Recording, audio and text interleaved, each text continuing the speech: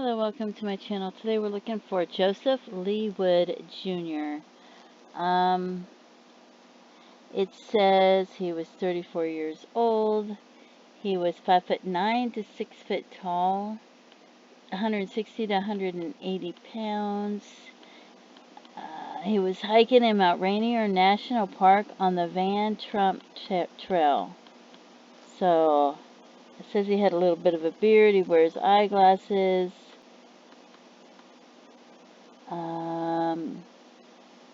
Carrying a bird book and binoculars around his neck.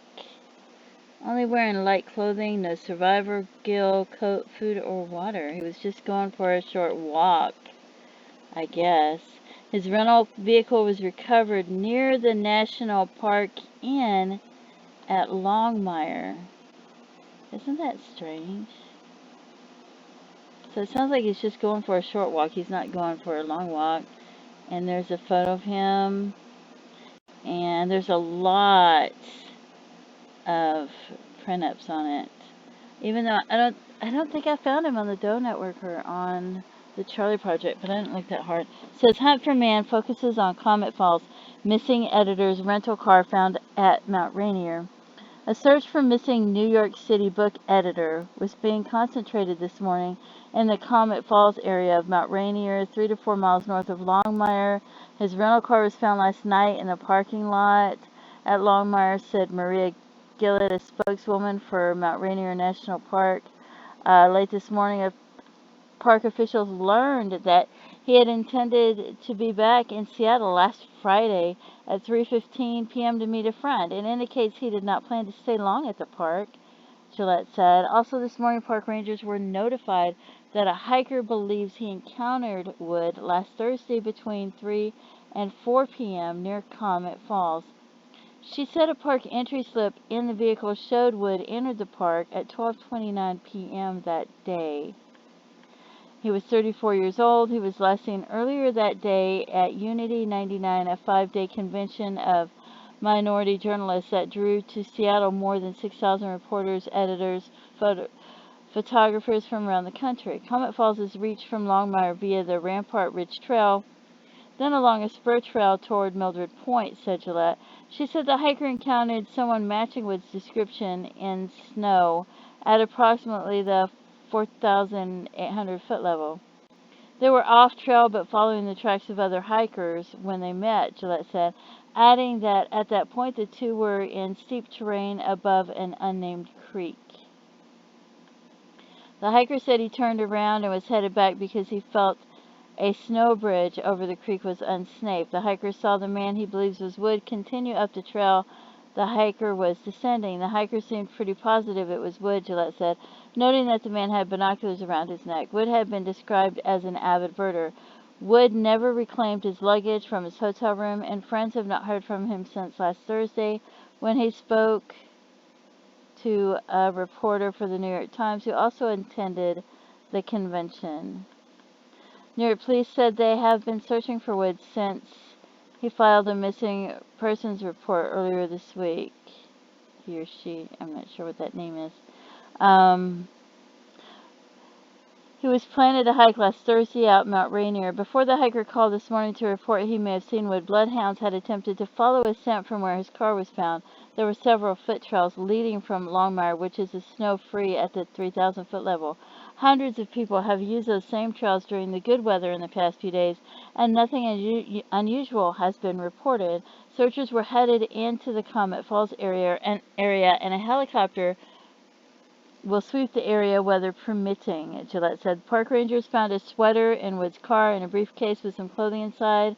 It is uncertain how he was dressed when he left. Rangers were told that Wood gained some mountain experience when he visited Mount St. Helens in 1982-1983 with a friend from this area.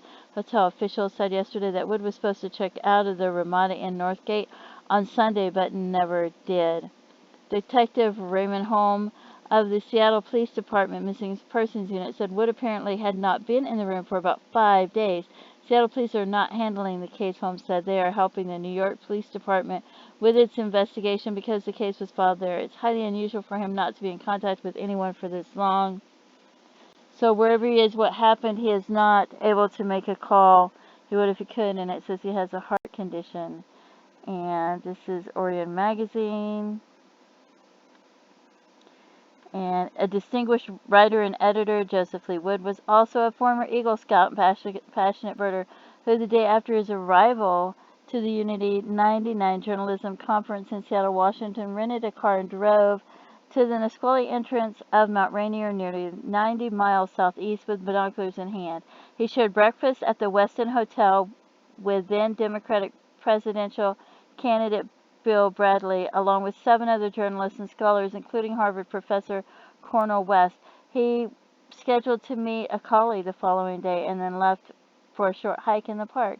He was not seen for the remainder of the conference and didn't respond to phone calls and emails.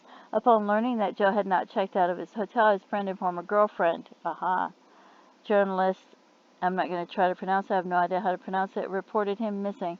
The National Park Service dispatched personnel, including rangers, firefighters, and volunteers, with the help of bloodhounds and German shepherds. The rescue team scoured the southwest side of the mountain. A helicopter hovered and maneuvered above the area where Joe was last seen.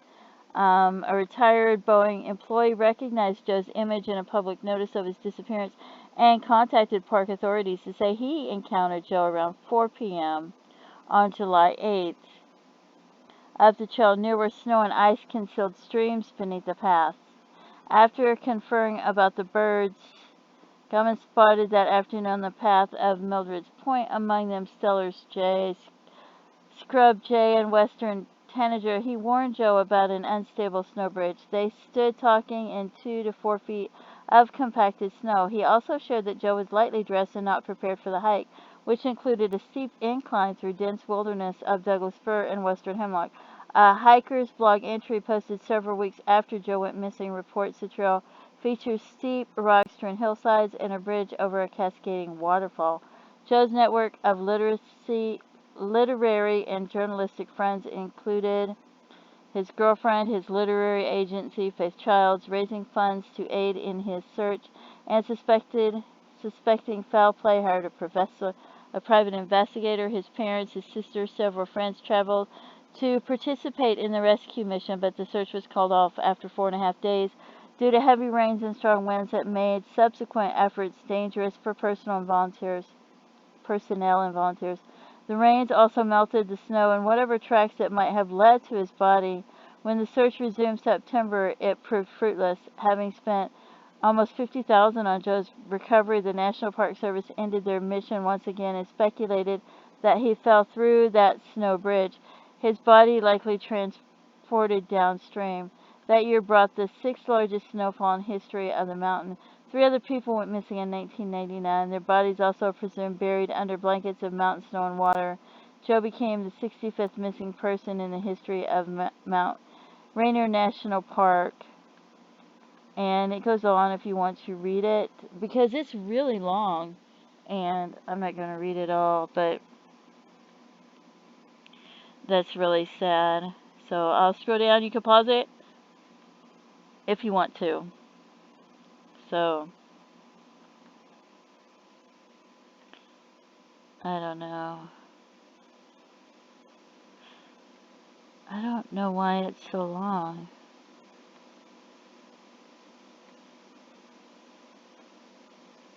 I don't know if this is about him or if it's something else. Okay. Whoops.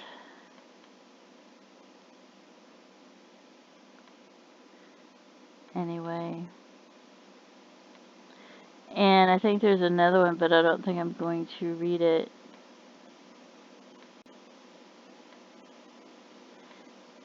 And then I went through the does. There's another one right here, Into Thin Air. How can a man go on a casual hike in National Park on a warm, cloudless day and never return?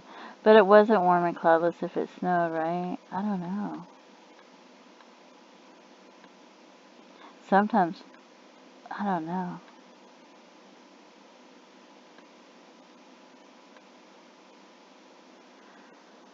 Anyway,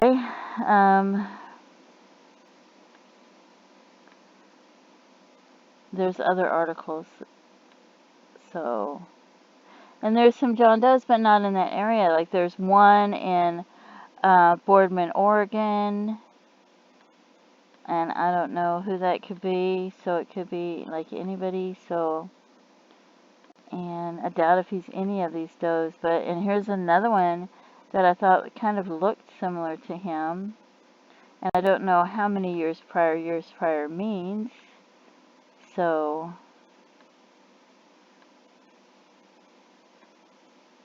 I thought it looked similar to him.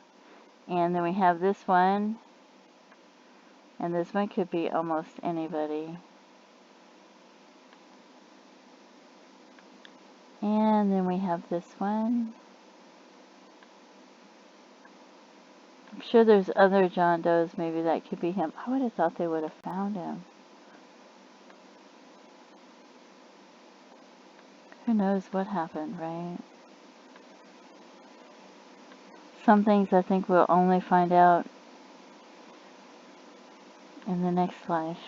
Anyway, don't forget to pray for his loved ones and his family. Feel free to leave comments. And if you have any information for the authorities, please contact them and let them know. Thank you so much for tuning in. Have a great day. Bye-bye.